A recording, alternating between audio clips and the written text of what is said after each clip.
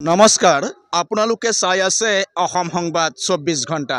আজি আমি অসম সংবাদ 24 ঘণ্টায় আহি উপস্থিত হৈছোঁ শোণিতপুৰ জিলাৰ অন্তৰ্গত ঠেলামৰা ৰাজচক্ৰ এলেকাৰ গৰুড়বাৰ ভৰাশিঙৰিত। আৰু গৰুড়বাৰ ভৰাশিঙৰিত থকা যি চটি পাহাৰ, এই চটি পাহাৰতে আছে শ্ৰী শ্ৰী হৰগৌৰী দেৱালয়। আৰু এই হৰগৌৰী দেৱালয়ৰ শ্ৰী শ্ৰী হৰগৌৰী পূজাৰ লগত সংগতি ৰাখি এই ভৰাশিঙৰিত আয়োজন কৰা হৈছে বালা চতুৰ্দশী মেলা।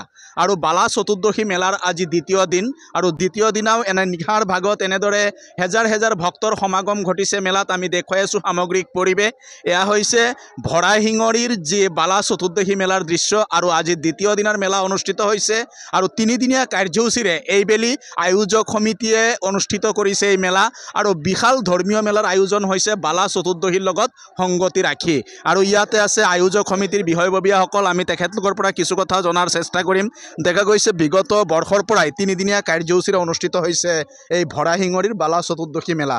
আৰু আজি দ্বিতীয় দিনৰ মেলা। এতিয়া দেখা গৈছে মেলাত হেজাৰ হেজাৰ ভক্তৰ সমাগম ঘটিছে। কি ক'ব আজিৰ দিনটোত? হয়, আমাৰ এই মেলাখন মানে একদিনীয়া আছিলে। যোৱা বছৰৰ পৰা আমি ইয়াক তিনিদিনীয়া কৰিছোঁ। এইবাৰো আমাৰ তিনিদিনীয়া মেলা চলি আছে। যোৱাকালি প্ৰথম দিনা, আজি দ্বিতীয় দিনা। যথেষ্ট মানুহৰ সমাগম হৈছে। শান্তি শৃংখলাভাৱে সকলোৱে মেলা উপভোগ কৰিছে। আৰু কালিলৈও দিন আৰু সন্ধিয়া ভাগত আমাৰ মেলাখন থাকিব, আৰু কালি সন্ধিয়া ভাগত আমাৰ মেলাখন ভাঙিব। গতিকে আমি ধৰ্মপ্ৰাণ ৰাইজ, ভক্তপ্ৰাণ ৰাইজক কাইলৈও আমাৰ এই মেলালৈ স্বাগতম জনাইছোঁ। সকলোৱে আহক, আমি আনন্দৰে, ফূৰ্তিৰে আৰু শান্তি শৃংখলা বজাই ৰাখি এক ঐক্যভাৱেৰে আমি আমাৰ মেলাখন উপভোগ কৰিব লাগে, এয়াই আমি ক'ব বিচাৰিছোঁ। হয়, ইতিমধ্যে শুনিলে উদযাপন সমিতি অৰ্থাৎ মেলা পৰিচালনা সমিতিৰ বিষয়ববীয়াই কথাখিনি জনাইছে।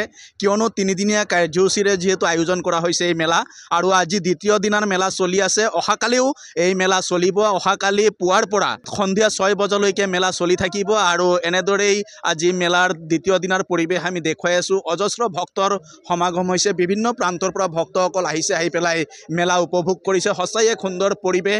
আৰু এয়া হৈছে যি শ্ৰী শ্ৰী হৰগৌৰী দেৱালয়। এই শ্ৰী শ্ৰী হৰগৌৰী দেৱালয় প্ৰাংগণতে অনুষ্ঠিত হৈছে এই বালা চতুৰ্দশী মেলা। আৰু বিষয়ববীয়াসকল আছে, আমি তেখেতলোকৰ পৰাও চমুকে কিছু কথা জনাৰ চেষ্টা কৰিম। দেখা গৈছে আজি দ্বিতীয় দিনৰ মেলাত এতিয়া নিশাৰ ভাগত অজস্ৰ ভক্তৰ সমাগম। কালিও থাকিব মেলা। কি আহ্বান থাকিব ভক্তলৈ? ভক্তলৈ আমাৰ এই মেলাখনলৈ আজি আৰু কালি দুদিনৰ কাৰ্যসূচী যিভাৱে সফল হৈ গৈছে, ইয়াত হেজাৰ হেজাৰ মানুহৰ সমাগম ঘটিছে। ইয়াৰ প্ৰাকৃতিক দৃশ্য উপভোগ কৰিছে তেওঁলোকে। ঐতিহাসিক কথাবিলাক মনন কৰিছে, আৰু ইয়াৰ আধ্যাত্মিক ভাৱধাৰাৰ লগত মিলি গৈ মানুহবিলাকে যে পূজা অৰ্চনা কৰিছে, ইয়াৰ মাজেদি আমাৰ বিভিন্ন জাতি সম্প্ৰদায় ভাষা ভাষীৰ লোকসকলে ইয়াত সহযোগ কৰিছে। তাৰ বাবে আমি সমিতিৰ ফালৰ পৰা ধন্যবাদ জ্ঞাপন কৰিছোঁ। আৰু অনাগত দিনত হ'বলগীয়া আৰু এদিনৰ মেলাটো সফলে আৰু শান্তিপূৰ্ণভাৱে সমাপ্ত হয়, তাৰে আশা কামনা কৰিছোঁ।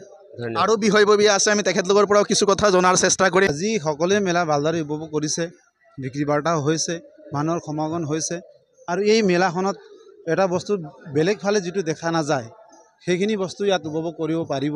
যিটো বেলেগ ফালে শিৱ মন্দিৰবিলাক দেখিবলৈ পাওঁ, তাত আৰ্টিফিচিয়েল বেছি থাকে। ইয়াত এটা আধ্যাত্মিক ভাৱটো লুকাই আছে। ইয়াত আহিলে এটা মানুহৰ মনৰ শান্তি ভাৱটো থাকি যায়।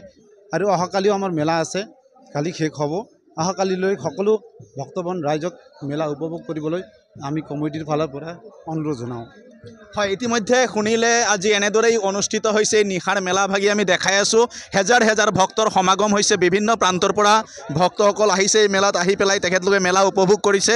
আৰু এই মেলা অহাকালিও পুৱাৰ পৰাই অনুষ্ঠিত হ'ব। আৰু মেলাত অহাকালিৰ যি পৰিৱেশ, সকলোৱে আহি পেলাই এই আধ্যাত্মিক পৰিৱেশৰ লগত বিলীন হৈ পৰক, তাৰে কামনা কৰিছে মেলা পৰিচালনা সমিতি অৰ্থাৎ আয়োজক সমিতিয়ে। আৰু এনেদৰেই আজি শ্ৰী শ্ৰী হৰগৌৰী দেৱালয় প্ৰাংগণত অনুষ্ঠিত হৈছে এই বালা চতুৰ্দশী বিশাল ধৰ্মীয় মেলা। আৰু এই মেলাত সকলোৱে আহক, আৰু হৰগৌৰী শ্ৰীচৰণত সেৱা কৰি বিশ্ৰান্তিৰ কামনা কৰক, আৰু নিজেও মেলাৰ আনন্দ উপভোগ কৰক, তাৰে কামনা কৰিছোঁ। আৰু অহাকালিও এই মেলা উপভোগ কৰিব পাৰিব। আৰু সকলো ভক্তপ্ৰাণ ৰাইজলৈ অসম সংবাদ 24 ঘণ্টাৰ তৰফৰ পৰাও জনাইছোঁ আহ্বান, সকলোৱে আহক মেলালৈ, আৰু মেলা উপভোগ কৰক, আৰু এই আধ্যাত্মিক পৰিৱেশৰ মাজেৰেই মেলাৰ সফল সমাপ্তি ঘটাওক অহাকালিৰ দিনটোত, তাৰে কামনা কৰি সকলোৱে অসম সংবাদ 24 ঘণ্টা চাই থকাৰ কাৰণে মই প্ৰশান্ত বৈশ্যই ঠেলামৰা ৰাজচক্ৰ এলেকাৰ গৰুড়বাৰ ভৰাশিঙৰিৰ চটি পাহাৰ স্থিত যি ধৰ্মীয় মেলা, এই ধৰ্মীয় মেলাৰ পৰাই সকলোলৈ অভিবাদন জ্ঞাপন কৰিছোঁ।